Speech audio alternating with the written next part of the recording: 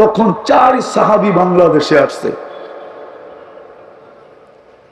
আবু ওয়াক্কাস, ওহাব ইবনে মালিক, কাসেব ইবনে হুযায়ফা, উরওয়া ইবনে সাসা। 2 জন এখান থেকে চীনে গেছেন। 2 জনের কবর এখনো বাংলাদেশের মাটির নিচে আছে। প্রথম রিওয়ায়াত এটা তারিখী, দ্বিতীয় হলো ওমর রাদিয়াল্লাহু তাআলা আনহুর জামানায় বাংলাদেশে ইসলাম আছে। ওনার শাসন আমলে বাংলাদেশের ইতিহাস অনেক পুরাতন। এই দেশের মতো পরিবেশ নাই দুনিয়ার কোথাও। এত আলেম ওলামা আল্লাহ ওয়ালা দুনিয়ার কোথাও নেই। আমি তো ইমাম শব্দের পায়ে হাত রেখা বলবো, আসেন এই উম্মতকে ফিরায় আনেন, নাইলে কোন স্লোগান দিয়ে উম্মত ফিরবে না। আবাবিল তার জায়গায় উঠতে থাকবে। আবাবিল এই জন্য তৈরি করে নাই সে আকাশে উড়বে। আবাবিল তো তৈরি হয়েছিল, হাতিয়ালা যখনই আসবে আবাবিল এদেরকে পাউডার বানায়া দুনিয়ার হাতে উপহার দিবে।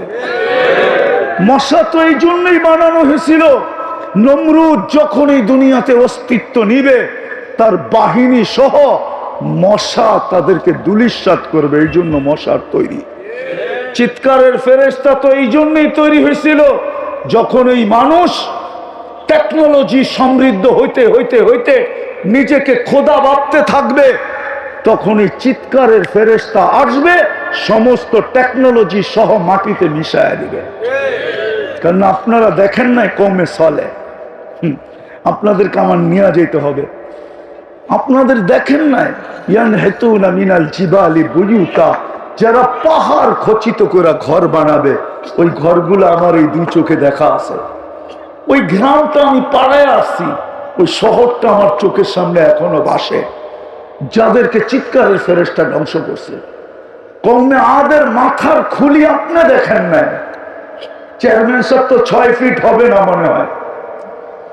6 ফিটের মানুষও যদি একটা এইদিকে দাঁড়ায় একটা ওইদিকে দাঁড়ায়, মাথার খুলির উপর দিয়ে একজন আরেকজনকে পরিপূর্ণ দেখবে না। এখনো রাখা আছে, আমার এই 2 চোখে দেখা আছে। আপনারা অ্যাড্রেস নেন, যে আমার মতো ঘুরে দেখা আসেন, তাইলে বুঝে আসবে। কমে আর 120 ফিট লম্বা বাতাসের ফেরেশতা বানাইছিলেন, যেই দুনিয়াতে আল্লাহ আল্লাহ রসুলের বিরুদ্ধে সুপার পাওয়ার বলে দাঁড়াবে, বাতাসের ফেরেশতা ঝটকায় কাআযাজি নাখলিন খাবিয়া, খেজুর গাছের মতো লম্বা করে রেখা দিবে। আল্লাহ এই জন্য বানায় না যে এরা নাকে তেল দিয়ে ঘুমাবে, কিন্তু কাজে আসে না কেন? বললাম না, 2টেই কারণ। এখানে আল্লাহর ভালোবাসা নাই, রসুলের ভালোবাসা নাই। এইখানে বিজাতির ভালোবাসা ঘর করে ফেলছে। আজকে আসেন তওবা করুন। আজকেও যদি উম্মত তওবা করতে পারে, আমার বিশ্বাস, আজকেও যদি উম্মত তওবা করে, কোরআন এটাই বলে লিউযিকাহুম বাদাল্লাযী আমিলু লাআল্লাহুম ইয়ারজিউন। আল্লাহ বলে আজকে যদি ইউটার্ন নিতে পারো, আজকে যদি তোমরা তওবা করতে পারো, তো তোমাদের হাত কালো করব না। কিভাবে করবো এটা আমি জানি, কিভাবে করব আমি। কি তওবা করতে রাজি? কে কে রাজি দেখি? তাইলে বলেন যে আল্লাহ তওবা করলাম বিজাতির ইশক থেকে। জানি না যুবক করতেছে কি করতেছে না। তওবা নামান, আল্লাহর কাছে তওবা প্রিয়। এখন আল্লাহ প্রথম আকাশে, রাতের 3 ভাগের 1 ভাগ অতিবাহিত হয়ে গেছে, শুধু আমাদের দিকে তাকায়া, নবীজির দিকে তাকায়া তওবা করি, দ্বিতীয় নবীর আদর্শে আদর্শবান হই। যেই নবী আমাদের জন্য কোনোদিন চোখের পানি শুকাইতে দেন নাই। জিবরিল মিকাইল জিজ্ঞাসা করছে, আমি শেষ করে দিতেছি, শেষ জায়গায় চলে আসছে। যতদিন দুনিয়ায় ছিলেন চোখের পানি শুকায় নাই। জিবরিল মিকাইল জিজ্ঞাসা করছে, মা জালা আরাকা তাবকি, যখনই দেখি আপনি কাঁদেন কেন? বলছে, যেদিন থেকে জান্নাত জাহান্নাম দেখা আসছি, উম্মতের চিন্তা চোখের পানি শুকায় না। মৃত্যু লগ্নে দুনিয়ার থেকে বিদায় নিতেছেন, চোখে পাননি। জিবরিল জিজ্ঞাসা করছে, এখন কাঁদেন কেন? বলছে, ফামান লিবাদি লি উম্মতি, আমার উম্মতের জন্য আমার পরে আমার উম্মতকে কে দেখা রাখবে? কবর থেকে যখন উঠবেন উনি সর্বপ্রথম উঠবেন। মানব জাতির ভিতর থেকে ওনার আগে কেউ উঠবে না। উঠেই জিজ্ঞাসা করবে, জিবরিল আইনা উম্মতি, আমার উম্মত কোথায়? আরেকটা বললে আপনারা রাগ হয়ে যান কিনা জানি না। আমাদের সমাজ জাতি আমরা দেখতেছি ইউনিয়ন পরিষদের একটা চেয়ার পাওয়ার জন্য মরতে রাজি, মারতে রাজি। কিন্তু কাল কিয়ামতে আমাদের নবীজিকে আল্লাহ মাকামে মাহমুদ দিবেন। মাকামে মাহমুদ, মাকামে মাহমুদ সম্বন্ধে আপনাদের ধারণা নাই যে এটা কেমন চেয়ার। আল্লাহ দুটা চেয়ার বানাইছেন, একটা নিজের জন্য, একটা বন্ধুর জন্য। আল্লাহটাকে বলে কুরসি, বন্ধুরটাকে বলে মাকামে মাহমুদ। ফাতাহাজ্জাত বিহি নাফিলাতান লাক আসা আইয়াবাসাকা রাব্বুকা মাকামান মাহমুদা। ওই চেয়ার আল্লাহর পাশে লাগানো হবে, আল্লাহর নবীজিকে উঠায় নিয়ে যাওয়া হবে, কিন্তু বসবেন না, শুধু হাত রেখে দাঁড়ায় থাকবেন। বলবে, বন্ধু বসেন না কেন? আপনার জন্যই তো। বলবে বসবো না। বলছে কেন? বলছে উম্মতকে প্রতিশ্রুতি দিয়ে আসছি, মাওইদুকুমুল হাউজ, হাউজে কাউসারের প্রতিশ্রুতি দিয়ে আসছি, নিজের হাতে পানি পান করাবো। চেয়ারে বসা গেলে উম্মতকে পানি পান করাবে কে? আমি বসবো না। উম্মত উঠতে দেরি, ছুটে যেতে দেরি করবেন না। তারপরে বলছে তারপর বসেন। বলছে তারপরও বসবো না। কেন? বলছে মিজানের কাছে ছুটে যাব। আপনি প্রতিশ্রুতি দিয়েছেন আমাকে, সালতু তা শাফি তু শাফা লা ইউখজিকা ফি উম্মতিক, লা ইউখজিকা ফি উম্মতিক সাউফা ইউতিকা রাব্বুকা ফাতারদা। মিজানের ওইখানে যে মনিটরিং করব, পাল্লা দেখতে থাকবো। যদি সামনে না ঝুঁকে তো ওইখান থেকে সুয়ালের হাত উঠায়া দিব, চাওয়ার হাত উঠায়া দিব। ওইখানে বসে সুপারিশ করতে শুরু করব, ওইখানে বসে চিৎকার দিতে থাকবো। আপনি না আমাকে রাজি করবেন, পাল্লা ঝুঁকে না, আমি রাজি হব না। আপনি না প্রতিশ্রুতি দিছেন যে আমাকে লজ্জিত করবেন না, পাল্লা তো সামনে ঝুঁকে না, আমি লজ্জিত হয়ে যাব, আমি মিজানের কাছে ছুটবো। বলছে তারপর? বলছে তারপর আমি পুলসিরাতের পাড়ে দৌড়াবো।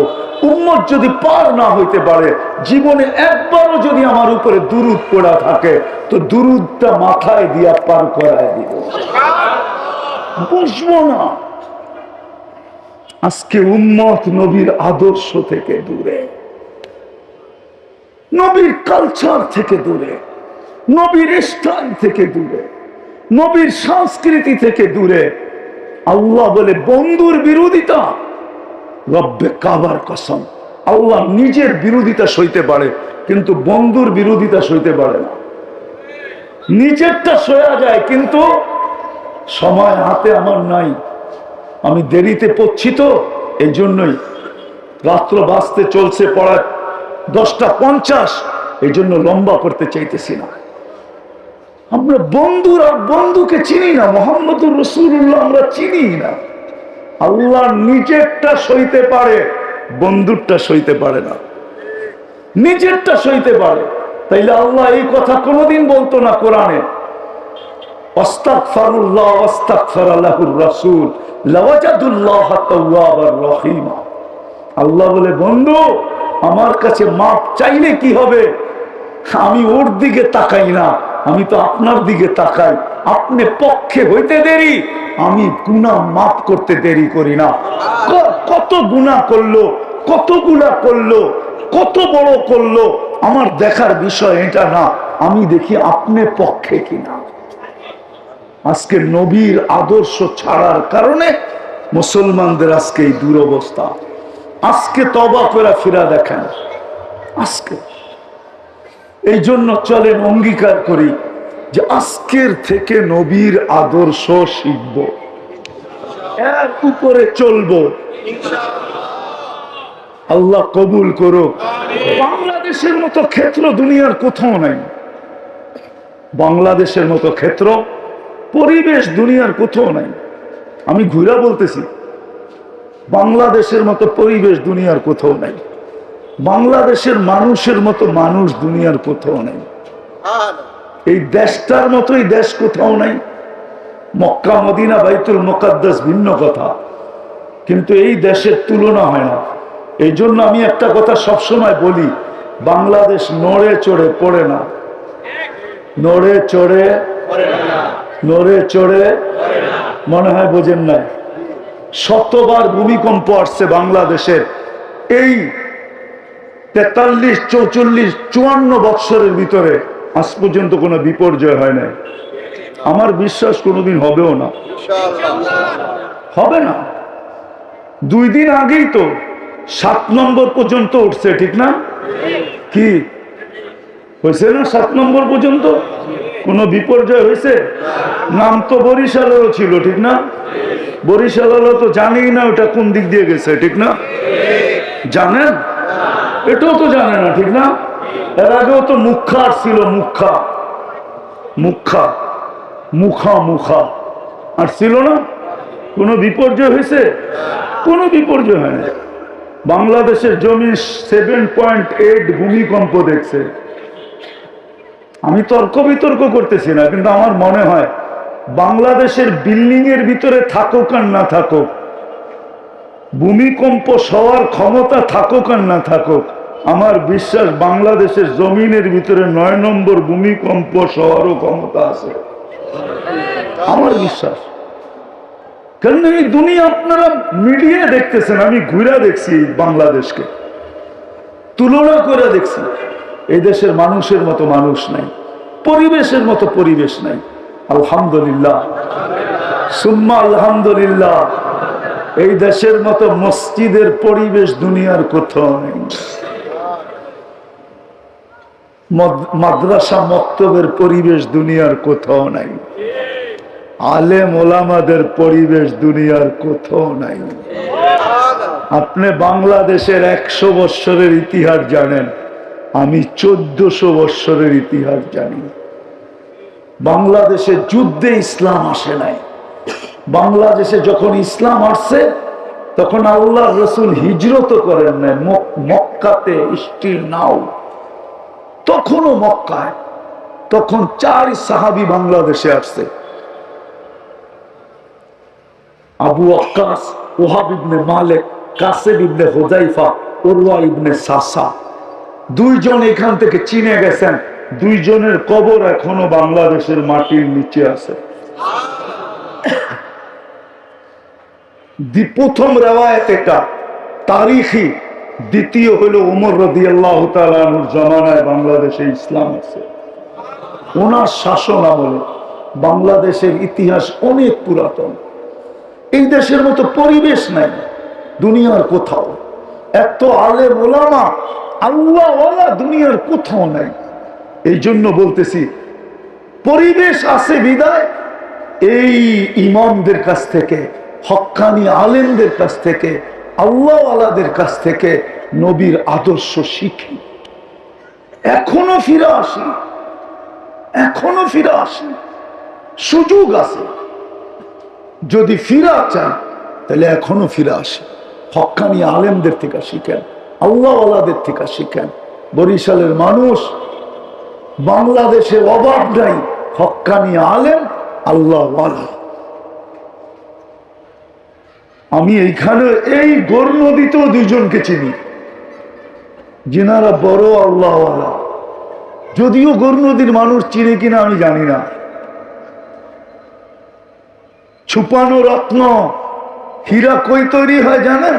হীরা কিসের ভিতরে লুকায় থাকে জানেন? কার্বনের ভিতরে। কয়লা মানে কার্বন। কয়লার দাম কত, হীরার দাম কত? কি 10 গুণ বেশি হইব? কয়লার কেজি কত? আচ্ছা, হীরার কেজি নিলে 100 কোটি টাকা হবে। 1 কেজি ওজনের হীরা দুনিয়াতে নাই, একটাই আছে, কোহে নূর। এটাও 1 কেজি না। ওইটা দেখেই মুসলমান বাদশাহ বলছিল কোহে নূর, আমরা বলি কোহিনূর। এটা কোহিনূর না, এটা কোহে নূর, আলোর পাহাড়।